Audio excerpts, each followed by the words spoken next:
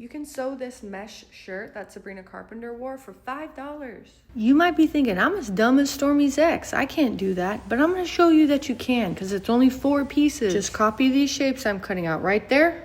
That's a long square. We're gonna add a little Dorito chip to the end of it. Then you take that piece, lay it back on the fabric, and cut out the exact same shape. That makes the front of the shirt. To cut the back, lay them both out the length of the fabric, have a little bit of space right there on the crossover. Then we're gonna cut our belt. First thing we're gonna sew together are those 2 pieces at the end and along the shoulders of our top. I'm using my serger.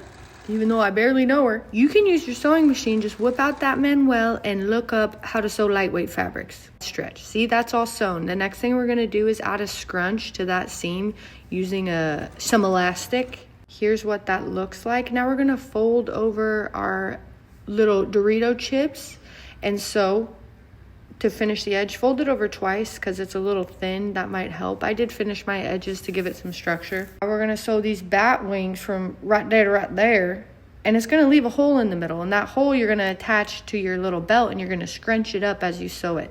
That is gonna be 3 layers, which is pretty difficult, but if you stretch out that belt, it's gonna ruche that top together nicely.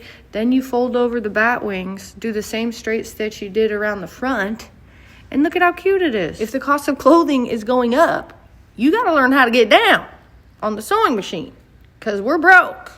I had enough leftover fabric from that $5 to sew an entire mesh dress. So if you guys want a tutorial for that, let me know.